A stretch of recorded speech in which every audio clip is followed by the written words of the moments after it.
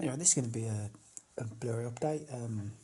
This one is going to be some size. It's a fairly massive update. I apologise at like the length of the video, which is going to be. First up, I'll show some indicator and there's a Eureka title and there's a few more inside. We've got first up, we've got the Private Life of Sherlock Holmes. Really enjoyed this. Been watching quite a few Sherlock Holmes titles at the moment. This one's got Robert Stevens and Colin Blakely, directed by Billy Wilder. Really good, really interesting. I really like Stevens' portrayal of Holmes. I like Colin Blakely as well. Sometimes as well, some of the Watson roles can have sort of a too much more of a comedic kind of thing, but I think they hit the right kind of nerve with this one. It's well worth seeing. It's very good. Another really good one. Caan's Panic in the Streets. Richard Widmark and Jack Palance. Jack Palance's face is perfect black and white, and this really has a great look to him. New Orleans, some guys fresh off the boat, and he's got the plague. Richard Widmark has to find how far this plague spread, what people he's come in contact with, etc. And it's really good. There's a great ending. There's a real. The last 15 minutes is so frenetic and fast paced. Really enjoyable. Really crazy. Yeah, it's very good. Really enjoyed that one. Right, what do we have now? But a mixture of things. Now this is a fantastic film. The problem is with this update, there's so many good films I've seen. Guns at Batazi, Richard Attenborough, who's so good in this film. I think it's set in as a fictitious African country, just come to the end of the colonial days, and troops are pulling out, and there's a coup in the country, and these soldiers with Attenborough, they're kind of still stuck on the barracks, kind of in limbo, don't know what to do, and it's really so good. The acting, again, they just let the acting do the work. Attenborough, he's so brilliant. He's just obstinate sergeant. He's fantastic. It's a great film. You've never seen it, well worth seeing. I can't recommend it enough. It's really good. Now a few film I haven't seen. Again, I'll probably brush through some of these now because I haven't had a chance to see them. We've got The Eyes of Laura Mars.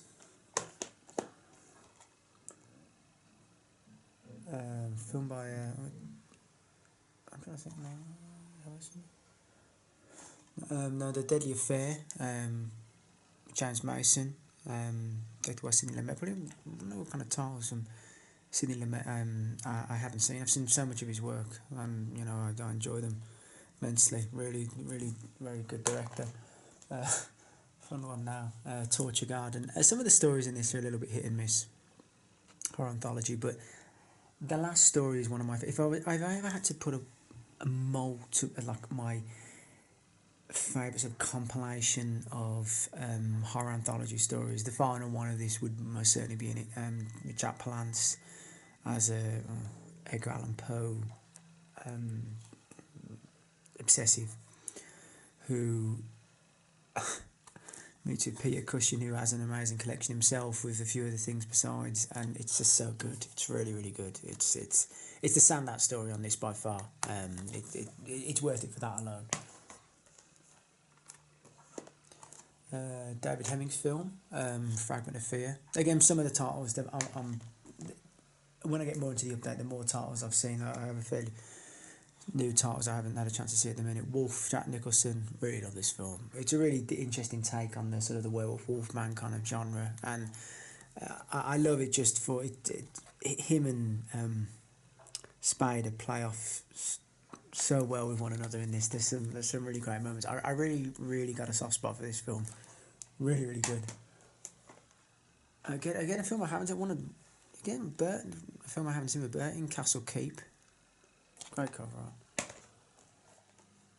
Another Sidney Lumet film I haven't seen, The Anderson Tapes. I don't think I had this on DVD either, with Sean Connery. Yeah, haven't had a chance to see that one yet. Very good film, which I have seen. See No Evil, Mia Farrow. Blind woman who goes to, I believe, So I'm trying to remember where it is in England. She's going to England. It's somewhere in the north of England. I can't remember exactly where. And she's staying with her uncle and aunt and cousin, and they're killed, and she has to find her way out of this huge manor house to escape this killer, and it's really really intense at times. I thoroughly enjoyed this film. It's very very good. It's Mia Farrow's performance. She's really fantastic in it.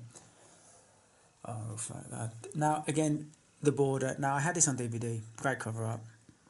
Jack Nicholson kind of disgruntled, kind of like cop right on the border, loads of corruption. Warren Oates, who I love, and Harvey Keitel. Again, the ending was meant to be far more explosive, and if you watch the original trailer, I had this on DVD for a long time, I think the ending was meant to be a lot more violent. I'm pretty sure. I think Warren Oates was meant to have like quite a grisly death. It was either Warren Oates. I don't think it was Keitel. I'm sure it had a bit of head exploding action, but a lot of it was kind of edited down with like the final cut of it. But it's a very interesting. It's a good film nonetheless. The Border. It's very good. Charlie Varick. I've seen this before. It's a good little 70s thriller. What Mattel. It's I think it's those. Is it Jordan Baker? Yeah, Jordan Baker in it as well, and John Vernon. It's a good one. It's just good kind of 70s kind of thriller action. It's very good criminal. Now this is a real favourite of mine. Paul Schrader, Blue Collar, set in an alien Detroit, businesses, going down working in amongst the auto industry. Richard Pryor's great in it. Harvey Keitel's fantastic. So is Yaphet Kotto.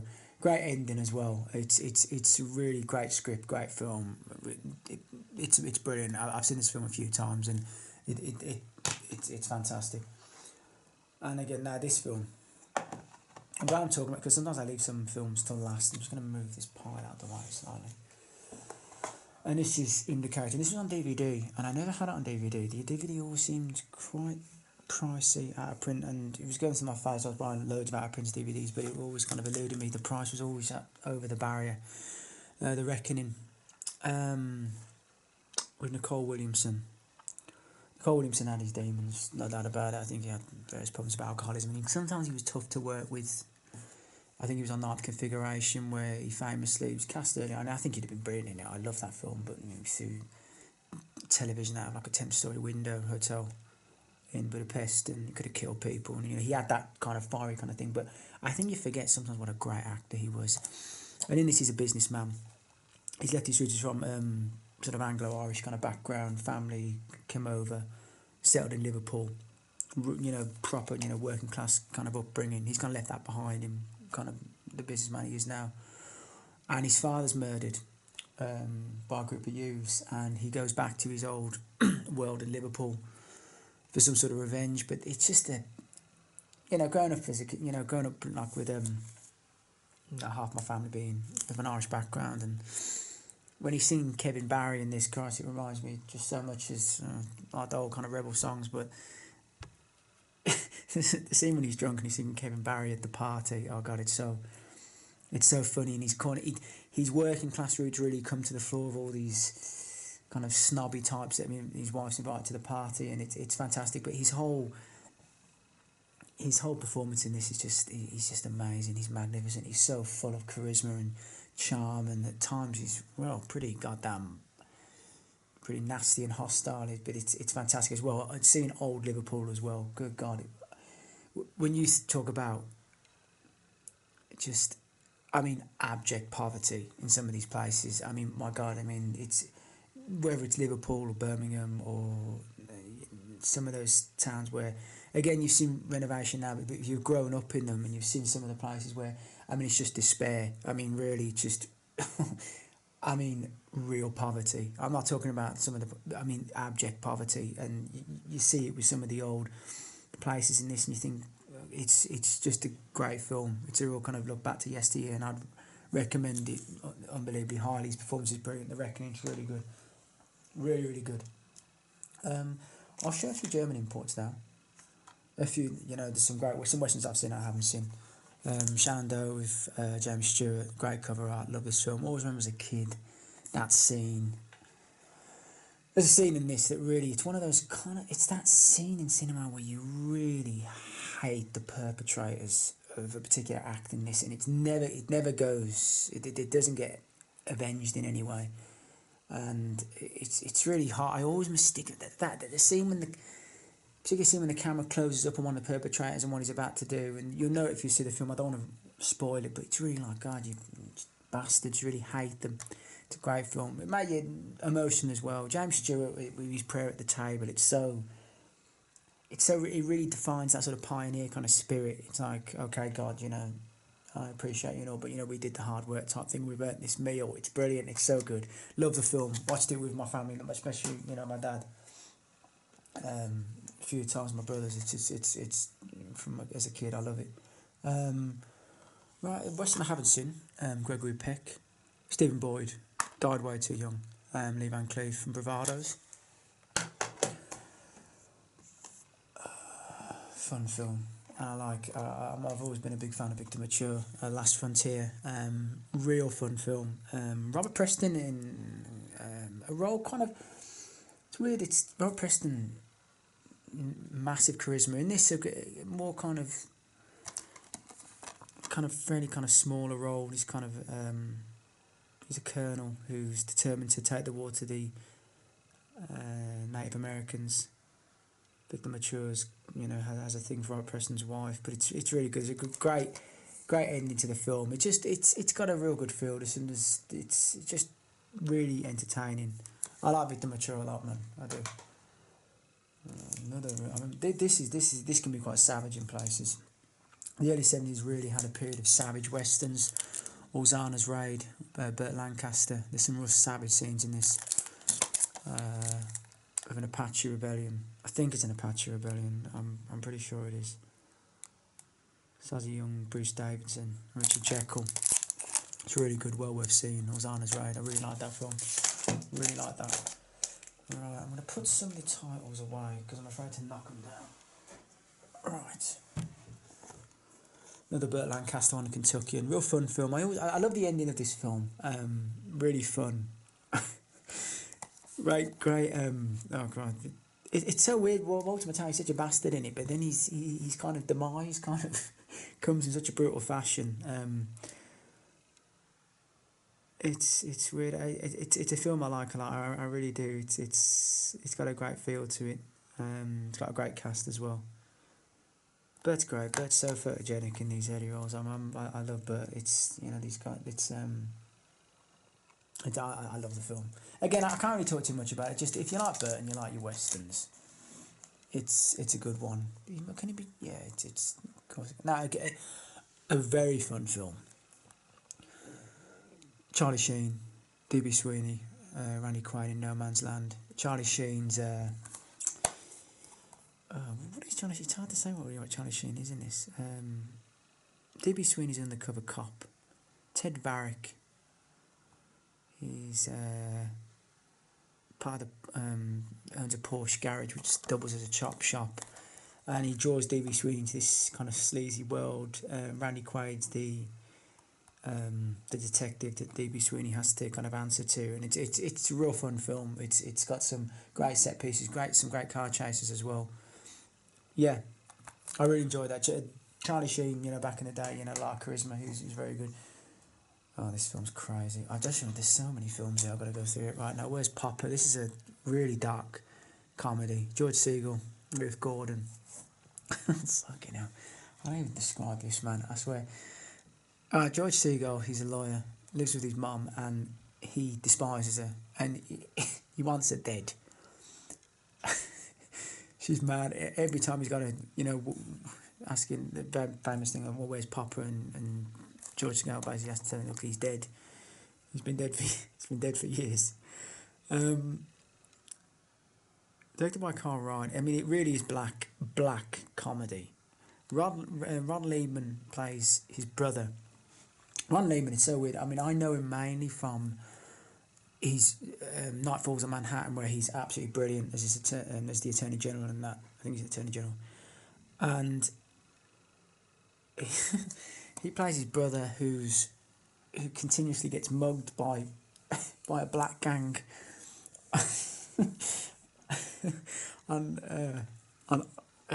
in the park on the way to visit his brother. And I swear there's one scene in this that is so if this scene was in a film now, the PC brigade would go absolutely.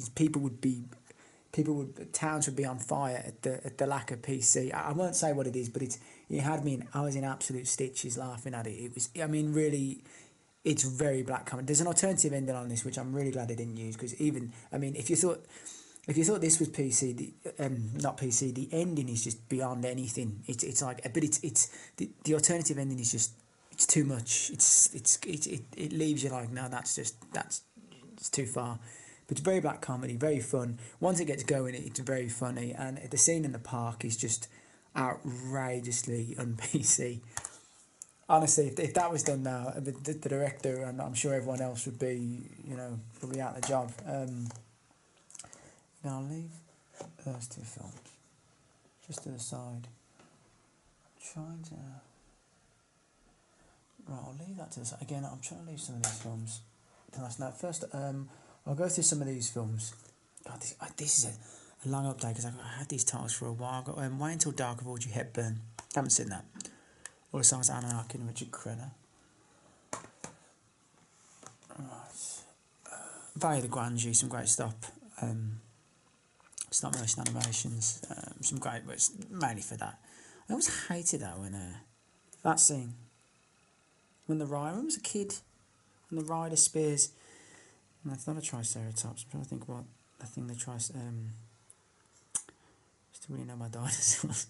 I'm not actually. I can't think of it. Okay, it's kind of annoying. But is it a T-Rex? No, it's an Allosaurus. Kills it, and he spears the thing. It really used to piss me off as a kid. He spears it. I think, why the hell is he not spearing the Allosaurus? He gets killed anyway, which I'm glad about. I remember as a kid, really, little things as a kid really stick in your craw. I said, why the hell is he spearing that? Anyway, moving on.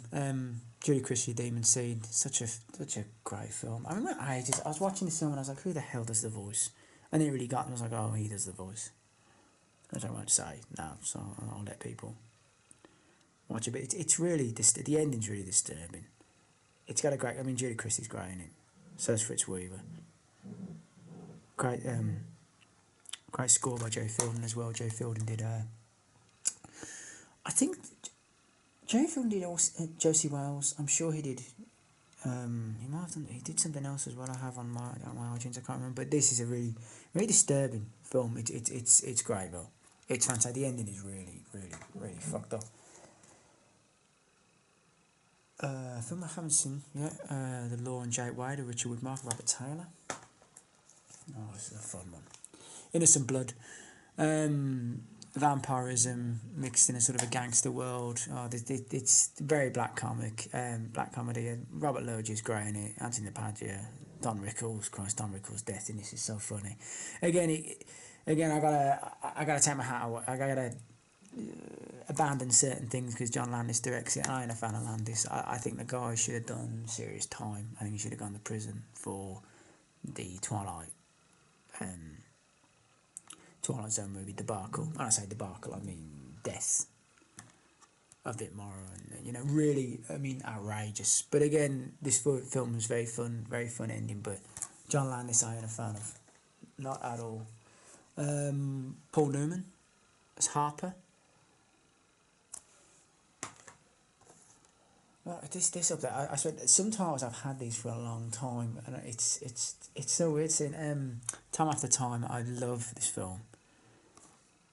H.G. Wells going after Jack the Ripper. Love Malcolm McDowell, and I love David Warner, and it's just great. It's so good at the beginning of it as well. Meeting Victoria in London before the chase really begins. It's fantastic. I love that film. It's really good. Another film I love, again, totally on PC. Freebie and the Bean, James Caan, Alan Arkin. Fucking hell, the ending. God, the ending's just mad. Just James Caan in a vicious fight to the death with a deranged tranny in a toilets underneath I think it's a baseball game. It's not an American football game. It's a baseball game. Again, just now it'd be like, oh, God, I'm trying to think of that Stuart Whitman film where he fights three trannies as well. Oh, God, I think what that's called. That's fun as well. But again, it's a really fun film. Again, totally on PC. People would be. Oh God. All right. The Hidden, really fun. Really fun sort of cop versus aliens film. Really entertaining. If you haven't seen this, I had the DVD of this. I totally forgot I bought this. There's titles in here. Truthfully, I totally forgot I bought. Really fun, really great. Oh God, there's some great films here. God, films are. Oh my God. Do you know? I might leave those two for a second and go through some films that are kind of more. Oh, this update is really.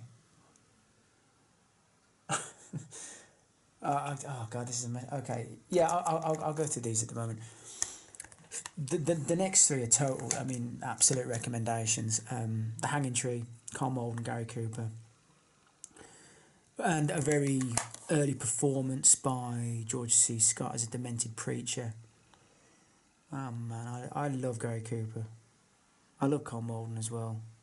The print on this is absolutely fantastic as well. It's just a wonderful Western. I don't want to reveal too much. The ending as well. I kind of had my sort of the heart of my mouth. I was thinking, God, you know, they're not gonna lynch Gary Cooper, are they? But thankfully they don't, because it gets quite things develop quite quickly. Well, develop quite serious as the film rolls on to a conclusion. It's thoroughly entertaining. It's a brilliant film. I can't recommend it enough. I don't want to tell you too much about it. Just watch it. Again, now we've got Gene Hackman in Night Moves. Gene Hackman's so cool. It's he was just like a badass. He didn't have to try. Gene. Fantastic film. It's Detective Harry Mosby. Sorry, I don't have my glasses on. On a case of a runaway teenager. The ending is a fantastic set piece, which I won't. I'm sure if everyone's seen with you're watching, you're like, that is outrageously dangerous, but amazingly brilliant at the same time. It's one Gene Hackman film I hadn't really waited for this to come out. I mean, again, I've had this for a while now, but I really waited for it to come out in blue, and it's brilliant. It's really good. And again, another film, Gene and Al in Scarecrow. This film is just. I mean the thing with Al, I've always said, there's a difference between Al and De Niro, and I've always preferred Al to De Niro. And I think there's a reason why with Al in his early films, there's something about him that you just wanted to, you'd immediately go on the defensive for him. He's got that wonderful kind of childlike quality where you just want to protect him, particularly in this film.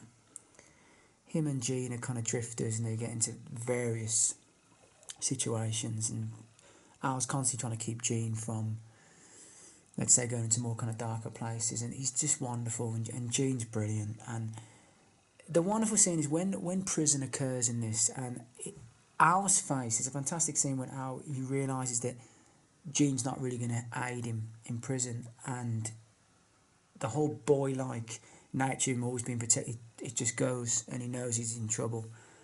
And then Richard Lynch comes into it, who's brilliant, and then I think everyone will know Richard Lynch, but the ending is it's desperate. It's real desperate. It's the kind of comedic parts in the first half, and the second half.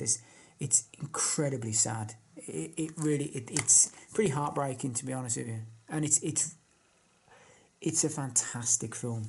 I think it's one of the best films of the 70s.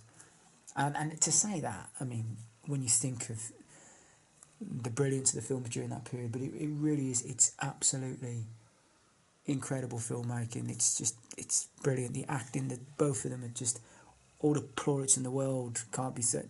They're just unbelievable. Really brilliant performances, and it's fantastic. I'm trying to go through some of these now. I've got a fair number of horrors. Let's get the Amicus box set. It's got 3 films. It's got the Vault of Amicus with the extras. Beast Must Die. It's okay. It's pretty. Not really that. I never really cared for it. But Asylum and Now the Screaming Starts. Very fun films. particularly Asylum. Oh, there's some the ending of the ending of Asylum is fantastic. Some great stories in it as well.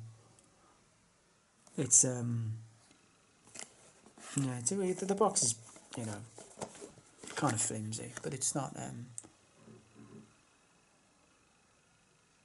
I'm trying to think myself actually.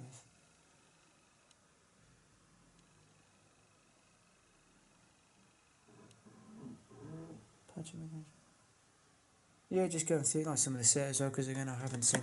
I had the old the Amicus set by Anchor Bay, still got it. And there's one or two titles on there that's not on this. Yeah, it's well. It was a little bit pricey when I first bought it, but it might come down. This was from Severin, and I have number 83 out of 3,500. It's well worth picking up, particularly with those two films. Picked up Hammer Horror 8-film collection. What do we have in here? We got Bride of Dracula, very good. Curse the Werewolf, look, it's got Oliver Reed in, and I love Oliver Reed. Night Creatures, very. No, is Night Creatures the other film? No, yes, is Night Creatures Captain Clegg? I think that if so, yes, that is. It's very good. Kiss the Vampire, very good as well. Phantom of the Opera, really very entertaining. Paranoid, which I've never seen. Nightmare and The Evil of Frankenstein. The Frankenstein films have always been a bit hit and miss with the Hammers. Probably not as fun as the Draculas. I picked up Friday the 13th. I never got the Blu-ray set back in the day. You really hope one day, we find in the vault some of the uncut stuff, particularly, from, the second film. Chances are against it, but, you never know. They get worse after 4, they get progressively, They're still entertaining. I like the Friday the 13th a lot. Another very, very good film. Alienation, James Caan, Mandy Patinkin. Great film. Aliens have been kind of becoming like a new class of immigrant in Los Angeles. James Caan's kind of like disgruntled cop because his partner gets killed by renegade alien elements.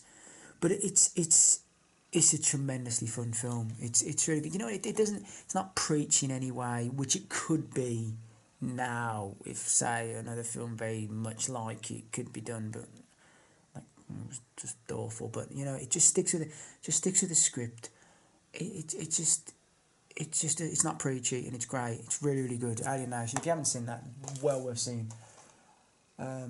Man, there's so many here. Again, kind of a daft film I got. I know. I don't get it. I'm just fans of the films. I can't help it. Rise of the Foot Soldier, Pat Tate's story. There's something about Craig Fairbrass. I like him, man. He's got a great presence in this film. The script it's weird. As diabolical as it is, I suppose some people would find it. It's tremendously entertaining. Some quite wonderful sweary elements, and I just find it entertaining. There's something about the other Rise of the Foot Soldiers as well. I find them entertaining. So what? Sue me. I like them. You can't help but what you like, can you? I'm going to put some of these to the side there because I want to talk. There's so many films I want to talk about, which is kind of.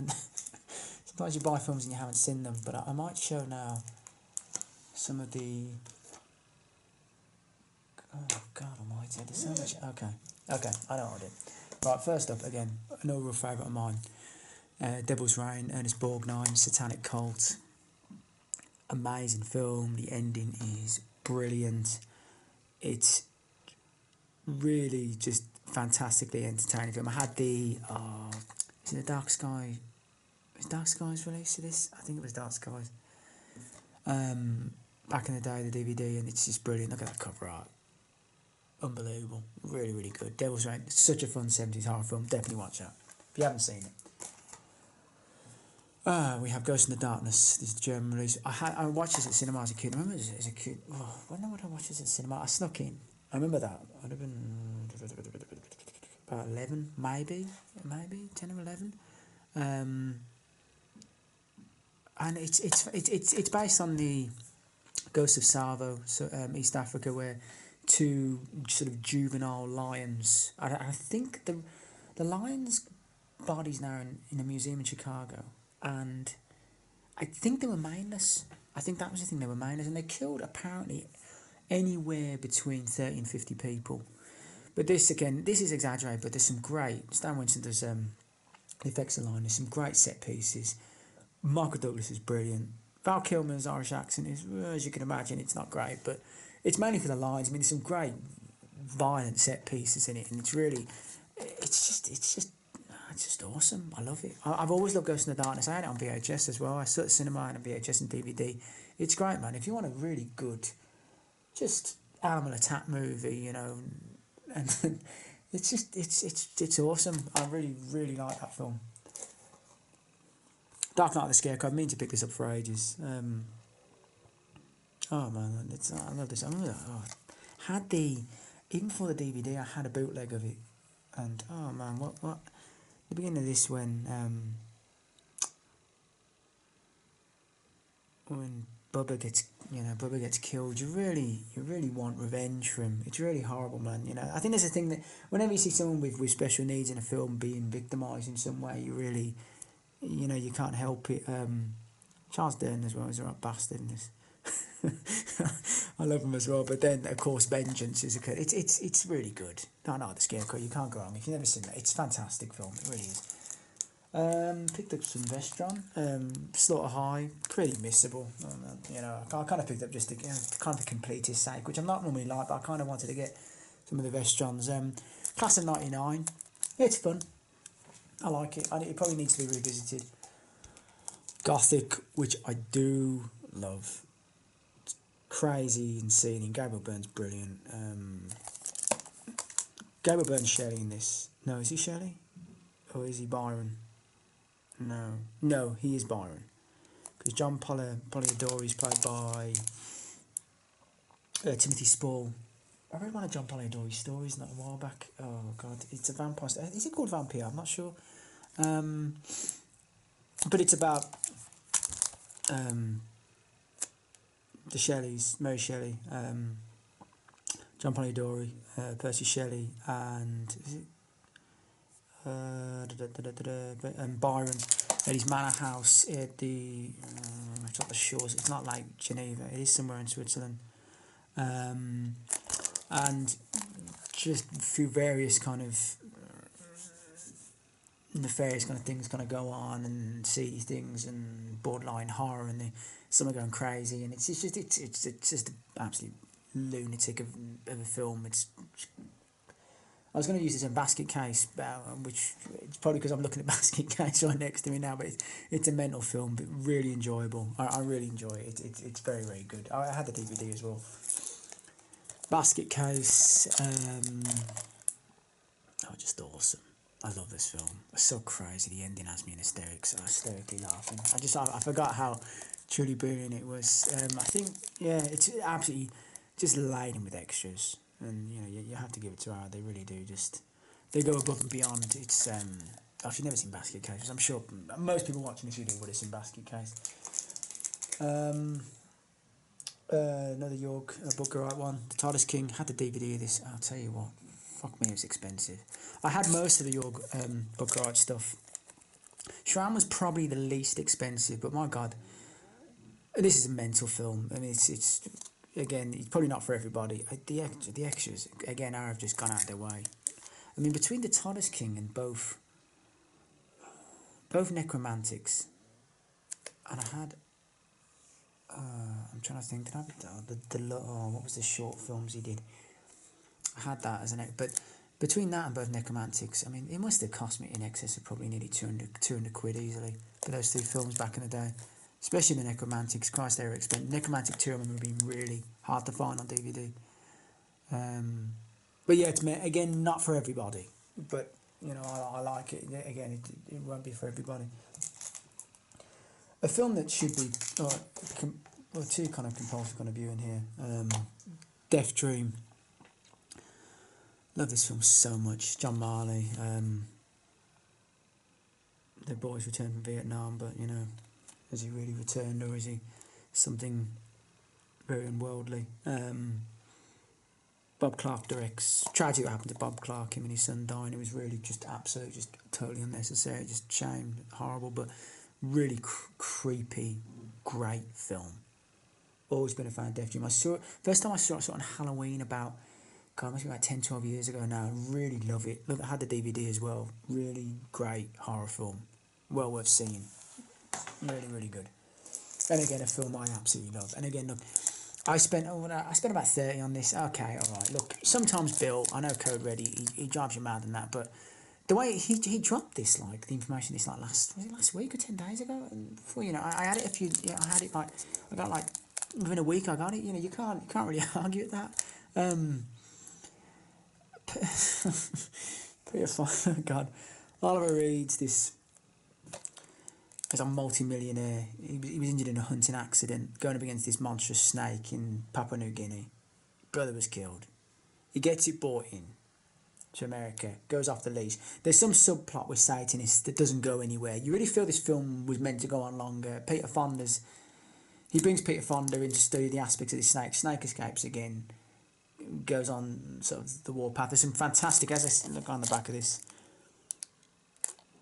there's some really fantastic effects in this. Really, really good.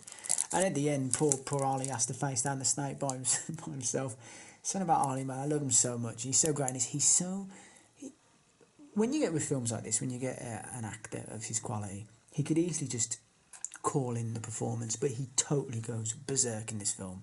Just mental. Very much like when he's in another great...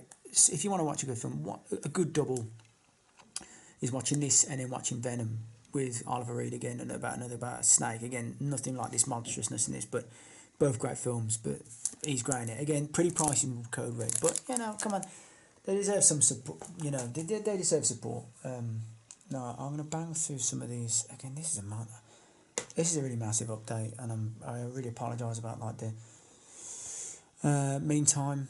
Mike Lee, some Criterion's coming up now. A film I haven't seen. Sat on a council estate in the East End, which is probably changed even more so now. And that film I will most certainly check out.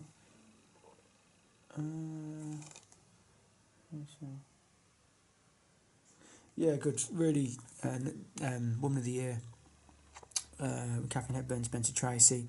Really great film. I want to see more of the Hepburn Tracy films, and Tracy's just great. I really enjoyed that one. Another really enjoyable one, Philadelphia Story. Cary Grant just so filled with just charisma. You forget when you watch. It's like I was watching Arsenic and Old Lace the other day. Just it's absolutely crazy. You forget how just wonderfully entertaining he was at times. He's just fantastic. Really, really good film. A film I actually want to revisit, actually, Carnival of Souls. I haven't seen it I had it on DVD as well. Really, really, really good film. Really creepy, brilliantly directed, brilliantly shot as well. Yeah, it's a fantastic film. And again, to complete not to complete, actually. Totally forgot the Criterion. Night of the Living Dead. Love that cover art. It's really fantastic, and it's about time the film. Hopefully, hopefully we get a dawn from someone. I don't know who. The same guy sitting on Martin, I guess. Filled with extras. Some of them I probably won't get around watching. Don't really. Featuring filmmakers, Frank Darabont. Okay, yeah. But the film itself is it's just an absolute masterpiece. It's brilliant. I absolutely love Night of the Living Dead. Again, as most would do. Silence of the Lambs. I rewatched this recently, and sometimes it's weird. It's I adore Manhunter and I adore this. Different lectors. There's some more deleted scenes on this edition than I think the Blu-ray I had. But you forget the magnificent performance is really, it's Ted Levine. It's Buffalo Bill. He's fantastic. He really, really is. Of course, Lecter. And Hopkins is a fantastic performance. It's really good. I love that cover art as well. Again, my God. Oh. Sorry, just all the titles I got. I totally forgot how many films I've bought over the past couple of months. Jabberwocky, one of my favourite medieval films. Again, it's a medieval period of no real fixed abode. It's the Dark Ages, but it kind of wanders in. It's based on a Lewis Carroll poem by the Jabberwocky. It's a fantastic film. I love it. It's so funny, and it's got such a great film. This is the thing with this film. I always found this film more entertaining, more funny than any Monty Python film. I really mean that. I think Jabberwocky is more funny than Holy Grail, funny than Life of Brian. It's really good, great feel to it. It's Terry Gilliam's, a true visionary, but this is a brilliant film. I love it. I really forgot how great it was. The Samurai and Delon, absolute classic. Delon is just coolness personified in this film. And Old Paris as well. Absolutely. Well, it's changed a lot. Let's just say that. I won't get into that too much. Barry Lyndon, Kubrick. Truthfully, sometimes you forget just how magnificently directed and how just wonderfully shot the film is. Scenes of just almost looking at an old painting. It's fantastic the way things are framed, and it's just absolutely just sheer brilliance. It's one of my favourite Kubrick films. It's brilliant. And young Mr. Lincoln, John Ford directs Fonda. Obviously they had that big falling out as well. But again, this film is just early Lincoln's life as a lawyer in, I think, Southern Illinois. It's just a fantastic film, defending two brothers who have took part in a murder, or have they took part in a murder, you don't know, a shooting, and it really is just gorgeously shot. It's just, again, Ford, he was the master, and I will always stand by that. Influenced so many, and sometimes you should not, people can't overstate the sheer genius of the man. He was the master, in my opinion. That's now I'll go through these quickly. Now what I'll do is I'll go through some of these horrors I've got to the side. No, not horrors, not all, they're a mixed bag. King of the Gypsies, a real fun one. Sterling Hayden playing an ageing king. He's going to pass on maybe the mantle to Eric Roberts. Now I forget who's. Sterling Hayden's really great. He's got a great face in this. It's a very weird film again. Probably gypsy life is probably not really portrayed much, particularly in kind of American cinema. I'm trying to think who plays his father in this. I think it's Judd Hirsch. I think, yeah, and it begins as sort of the community begins to fragment when like a power play develops. But it's brilliant. Eric Roberts is great. Eric Roberts has been accused of kind of, it's weird. They're probably overacting at times. I don't think that. I think he's thoroughly entertaining, and this is a really good one. It's all kind of forgotten one. King of the Gypsies, really entertaining. Pick another one up from Code Red. Here, this is very, very good. Cop thriller, Deadly Hero. James Earl Jones and Treat Williams. Haven't had a chance to watch that. The film I have watched, I had that on DVD, and this is brilliant. Making Carrie Line. Oh, this is just. He doesn't like punk kids. Jones is a smart Alex from up north. I mean, it kind of plays out that way. It's just, again, just pure Americana. It's a great film. It's great. It's just, if you've seen it, it's really, really good. It's just cool and brilliant.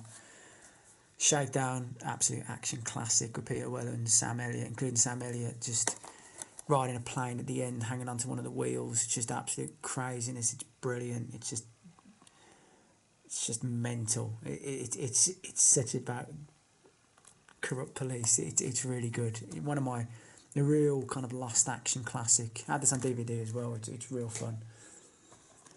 Eye of the Cat, great cover out there. Really, really good. Haven't had a chance to see that one yet. Now The Gate 2. Now The Gate 2, it's a weird one. I really don't remember watching this film. I must have watched it at some point. but I just can't remember anything about it, so I'm not going to drag it out. I finally picked up this double pack as well, and I've seen High Spirits before as a kid, and Vampire Kids, I had to get it because the performance in it just kills me. The scene when Nicolas Cage goes into the nightclub in this, I just lose control of laughing. And when he comes out of the nightclub and he throws his hands in the air and says, "Oh, the sun," I swear, just it really just, Christ, I just die. You can't. When Nicolas Cage goes crazy in films, you know, yeah, I picked up both of these. I picked up Land of the Dead and Dawn of the Dead. Land of the Dead, I'm not really sure why I did pick it up, but maybe it deserves revisiting. Dawn of the Dead, Zack Snyder one, it's okay. It's not, look, it's not going to touch the original. Nothing's going to touch the original. That's not going to happen, but, you know, I still thought I'd pick it up. Hell Night, Linda Blair, the cover art is absolutely sensational on that. Film I've been waiting ages for, you know, when it got announced and it got delayed, when there were some problems with it. Really delighted at that. Really, the cover art's fantastic. And as well, I had to pick up. Yes, and I realised this disc, know that they will be having a replacement. It's a few seconds of, it's not the full uncut one. Shovel in the gypsy's mouth at the end. And some of the scene with blood, which I can't think what the scene is. I can't remember. But Drag Me to Hell, I think, truthfully, one of the best horror films of the last 20 years. Easily. The whole thing, going to the cinema to see this, I had a smile on my face. It was like, oh, God, just entertain me more with this. It was just brilliant. It was jumpy. It was scary. It was funny. It was just a great story. Acting was great, over the top. It was just everything you'd want in like a horror film. It was just amazing film. Love it. The ending, I think the acting of Justin Long at the end of this film is just brilliant. It's just an absolute, it's everything you want in a horror film. It's a masterpiece. It's brilliant. Now another masterpiece. I'm going to throw this under as well. In fact, I might show this first while I'm discussing some. No, I'll do this first. Brawl at Cell Block 99, Vince Vaughn. Now, if you told me, hey, look, there's a film with Vince Vaughn being a badass, I'd be like, come on, you can't be serious, can you? Because I'm not a real fan of Vince Vaughn. It has to be. I'm not a real fan of him. I find it, you know, he acts kind of very just the same way in almost everything, but he's an ex-con in this. And through he gets dragged back into the world and ends up going to prison and ends up having to do something quite bad in the prison to get moved to another prison in regard to protect his family, because criminal elements on the outside say if you don't do a favour for us in this prison, your family are dead. And the prison he goes to is a particularly horrendous one. And the film plays out to a sequel sort of violent, horrific conclusion. How do I really describe this film? I don't really watch many modern films, and Don Johnson turns up as the sort of chief jailer in the final prison he goes to. But this film, I really mean is because I'm for about 2 hours 10, I was entertained from start to finish. I absolutely directed. Guy did Bone Tomahawk, did this, and that was brilliant. And that was savage. Particular scene, I always remember the scene of unbelievable savagery in Bone Tomahawk. And this film decided to say, I tell you what, we're really going to show some savagery in this. I mean, it's savagery, but there's scenes in it when you see it, you're like, my God, that was amazing. And you know, when, particularly the last, say, 20 minutes, such horrific, brilliant violence. And it should be, the director should be really applauded for it. It's just amazingly, I mean, just bone-breaking, head-exploding brilliance. And the ending as well is perfect. It perfectly encapsulates what the whole film, you know, really is. And it's brilliant. I really do think it's my film of the year.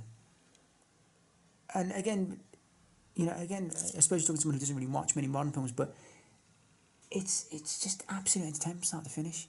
I couldn't recommend it enough to any. It's so good. I can't recommend it enough. Really, really brilliant film.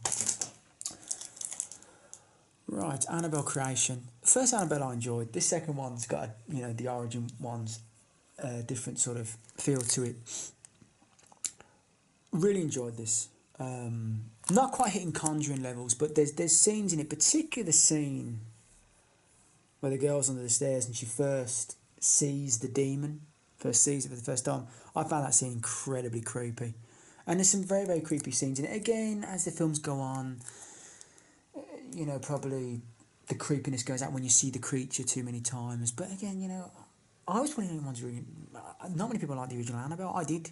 And I really like this. I like to be entertained. I like to be kind of scared or jumped. And I think it achieved that. I do. I think it was very, very good. And I think the creepy moments were very, very creepy. Right. Now, what I'll show is... I'll show this now. And I'm happy to have got it. I was a massive fan of the book. And I was a fan of Tim Curry's performance from the original, among a few other things, but it wasn't the book, and it wasn't quite great. Now, I've been hearing absolute raving reviews of this. Now, is the film good? Yes, it's good. Is Skarsgård great in it? He's magnificent. He nails Pennywise in ways I didn't think possible. He is amazingly brilliant. Does the film overall match his performance? No. That's how I feel. It's weird with me. I found the child actors in the original almost a little bit more convincing than the child actor in this. And the problem is with it, it's the 80s setting. Now, I know part two of the book is set in the 80s, and that's fine. In the book, though, the childhood in the 50s, there was an innocence that is desecrated, if you know what I mean. In the 80s as well, don't get me wrong, yeah, children, there's a hell of a difference. And that's why I think the 50s setting would have been so much better. And I know why they've done the 80s setting. It doesn't take a genius to work out maybe a certain other programme with certain of the child actors being in. But I think the 50s backdrop would have been so much better. That real 50s innocence being defiled. And the book is horrendous. I mean, and the film tries its best. It can never reach the book levels. And I'm not on about the orgy scene. I'm not on about that particular. I'm on about particular scenes of nightmarish violence from the book. In the book, the violence will always stay with me. But now some of the effects in it, the headless thing running around like the library, I found that kind of silly.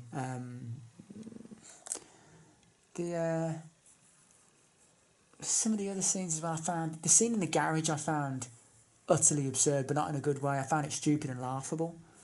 But I liked but again, his role, his performance, it's for him. He's truly brilliant. I mean, the scene when he's coming out of the fridge, when he's doing the tasty, beautiful fear thing, he's just literally dribbling. He's fantastic. The ending as well is fantastic. I like to see the kids laying into him, but because of what he is. And again, I don't know. It left me disappointed in some places because I think there was more. And again, it was nice of them to drop the Patrick Hocksetter name in it with the again. They couldn't possibly get the character off. They couldn't do him because he's horrendous in the book. He's just a vile little demon of a child. You couldn't have him. Although his ending in the book is fantastic. I'm surprised they didn't go that way with the puppy in the fridge. If you've read the book, you know. And it comes out the fridge. Again, it coming out the fridge, obviously they use it a bit later. But again, good film, great in places. The scene in the scenes with... But it's weird. It doesn't make me look back and say about Tim Curry's performance being awful. Because there's great bits in the Tim Curry performance and there's great bits in the Skarsgård, and I can watch them both. So yeah, it's still a great film. And I look forward to the second one, but Skarsgård he's the standout, as I suppose he should be. But I wouldn't be saying it was like the greatest horror film since whatever. That's just my opinion. But I got Deadwood on Blu-ray. Had to get it. Had to upgrade it. One of my favourite TV series. One of the best fights ever put on TV when Dan fights Captain Turner. I really brilliant. And I also picked up Bracco season 4. It's weird. What? Spiral is like The Wire. Bracco is The Shield. If you follow me. And that's why I will always prefer Bracco. I know, and The Shield is one of my favourite shows of all time. Bracco's amazing, doesn't pull any punches, no PC bullshit, tells it the way it is, doesn't fuck about, and it's brilliant, absolutely brilliant, very much like The Shield is. And I picked up Twin Peaks, massive fan of the original, and you know what, series, despite two little problems I had, there was two problems I had, mainly with the finale. There was one particular thing where I literally had no idea what Lynch was thinking, with a certain character he introduces. It happens in the final episode. I just couldn't believe he went. I was really shocked. It was just terrible to me. And another one was when, well, a certain cameo by an actor which I can't stand, and it was just cringeworthy, and literally toe-kerningly cringeworthy. But saying that, the program was magnificent, and it really there was times in it where I was just lost in its just brilliance. Scenes where I got emotional, man. I mean, Log Lady, that really got me emotional. Particularly, we know she died. Either during filming or finished filming. And for me, the real standout piece is when Big Ed. That scene is just in the cafe. Just one of my favourite scenes in Twin Peaks on the whole, including the original series.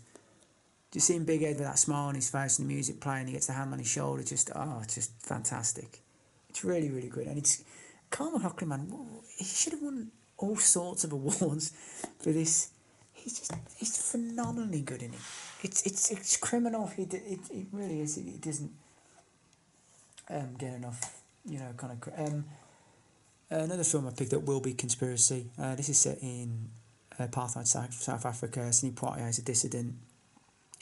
Michael Caine, they kind of joined forces. They're going to escape South Africa. Nicole Williamson's the police agent on their tail. It's weird. You listen to both sides of the argument in it. There's times when Nicole Williamson's talking, and you can totally understand where he's coming from. From his ancestral point of view. And then you've got other point of views in it as well. And it's pretty fair, pretty down the middle. And I really enjoyed it. I really like Will Be Conspiracy. It's a great film. Right, I'm just going to bomb through some of these last titles now because I've been going for ages. I know you must be getting bored. Shitless. I picked up, these are some Twilight Times. American Buffalo.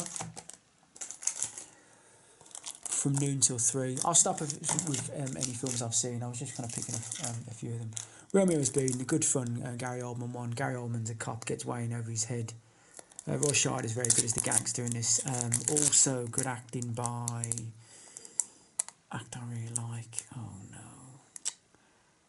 I can't think of his name. Okay, I see an actor I like and I forget his name. Oh god, Guy Gisborne from Robin Hood. I can't think of his name at the moment. His name will come to me. Mind Warp. Wild Bill. Jeff Bridges is fantastic in this. For me, the first half hour is the best part of the film when you see various, just Wild Bill when he's in the brawl with the soldiers. I mean, and amongst other things, there's great little, almost like 5-minute segments of Bill in his early life. And then it kind of goes downhill a little bit. Michael Wincott was the actor from Romeo's Bleeding, just remember him. We've got Frank Sinatra. Tony Roman, Lady in Cement. I'm going to pick up some old Frank. Some Frank films. We have Scorpio. It's a Cold War thriller. With Burt Lancaster and Alain Delon. Great ending as well. Really, really great ending. I really, really like that film.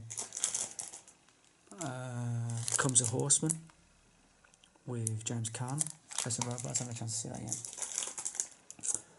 yet. A Detective, good one. Frank again. Again, quite very kind of on PC in places. Investigating a murder. It's kind of brings up. It goes to very dark places in it. Hour of the Gun. James Garner and Jason Robards, Robert Ryan, about the OK Corral. Again, it's a different one. Again, I remember in the DVD where it said, unfortunately the most astonishing part of this is that it's all true, which it isn't really, because he goes after like Clanton down in Mexico, which didn't happen in real life, but again, it's still very fun. Bridget Remagan, a film I've never seen. I remember seeing some review of this, which was just utterly absurd. Very, very absurd. I won't go into it. Eye the Needle, fantastic film. Donald Sutherland is absolutely badass in this film. Said during World War II, he's a ruthless Nazi spy. I mean, he's fantastic. Great ending as well. One of the islands just off Scotland. Really, really great film. Donald Sutherland, man, it's unbelievable. The man has never won an Oscar. If I am right about that, it's just unbelievable. Who Stopped the Rain? Oh, Nick Nolte. Nick Nolte again, just badass without trying. Michael Moriarty.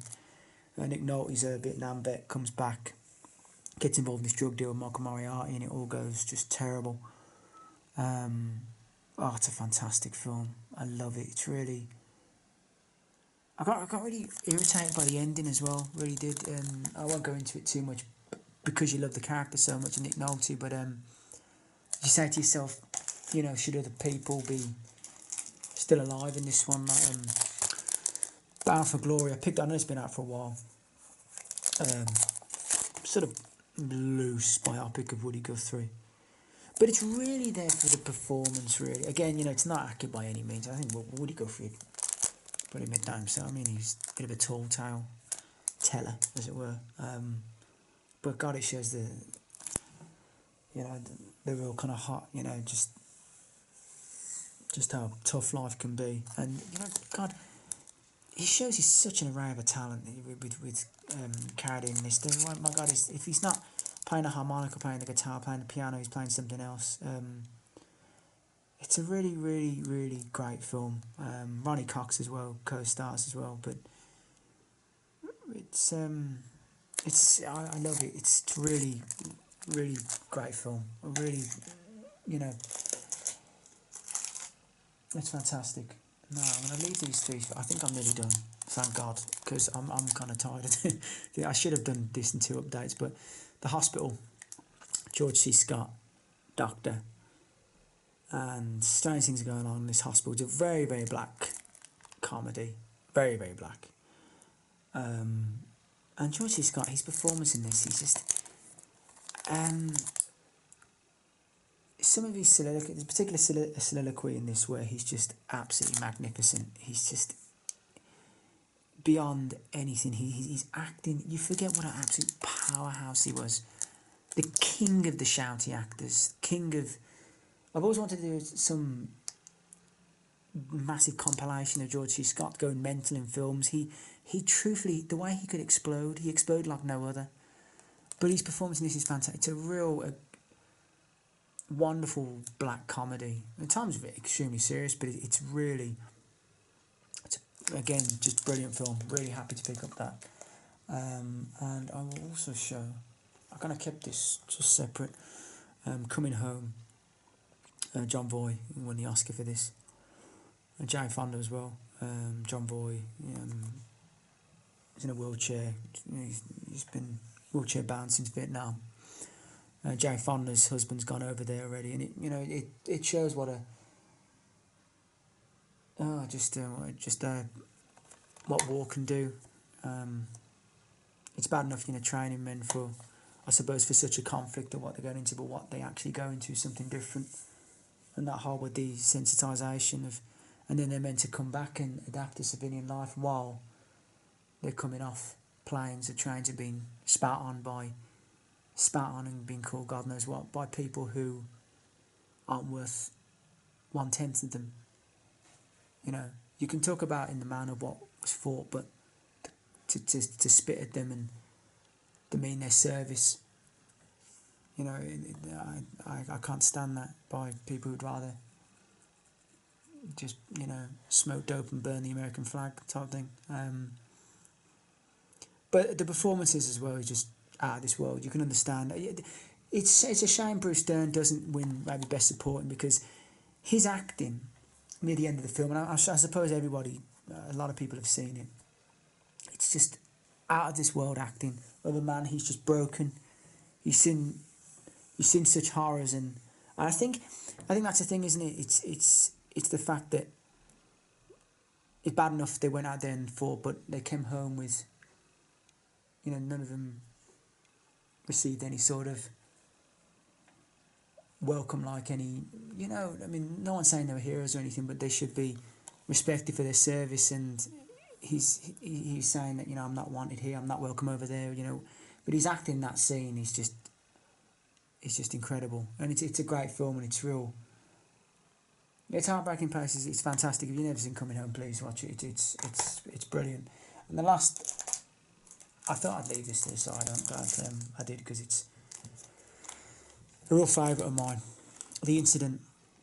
2 violent news.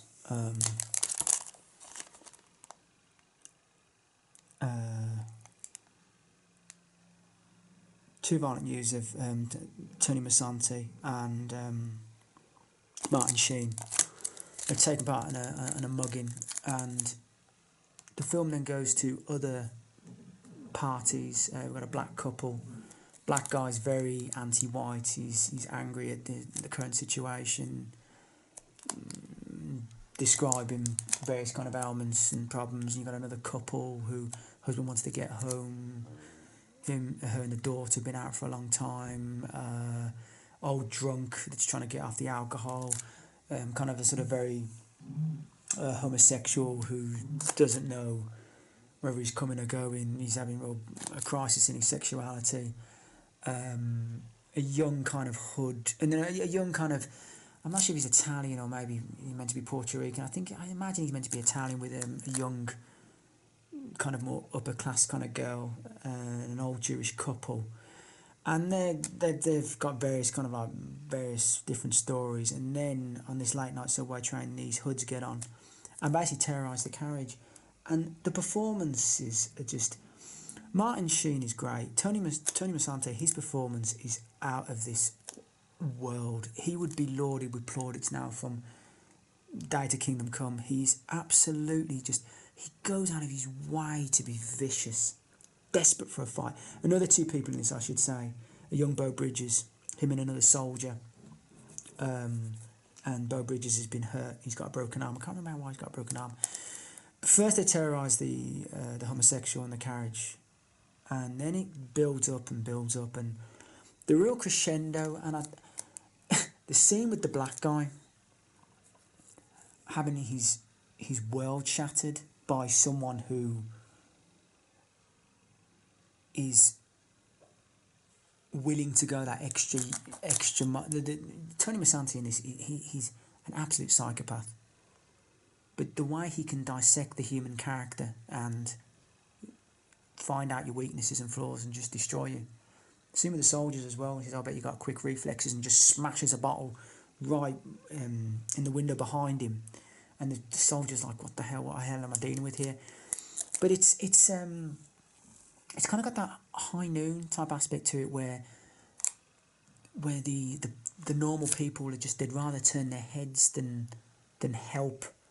Not necessarily the hero, but stop an evil amongst them, even though it might be a small amount of evil. Maybe it might just be 1 man or 2, but they lack the courage to go through with their actions to stop it. And it's fantastic. I mean, it truly is. The performances, I can't recommend the film enough. Tony Musante's performance in it is just, I mean, Christ, he could have got a best supporting actor, or a best actor nomination. His performance is that good, isn't it? It really is. It's fantastic. But particular scenes, I mean, it's brilliant. It's really good. If the last 10, 15 minutes or so don't keep you on the edge of your seat, wondering like, what the fuck is going to happen in this, and nothing will. It's really brilliant. So The Incident, and that is the end of the update on the live, because it's gone off at like an hour and 10. I'm so sorry if anyone stuck with this update so far to this, respect. But thanks for watching, thanks for subbing, thanks for your comments, and I'll be back with another video, probably a lot shorter one. Thanks for the subscriptions and kind words. Sorry I don't get back to you. Just kind of, it's kind of hard at the moment, but thanks very much. So, yeah, and I'll see you soon. Thank you.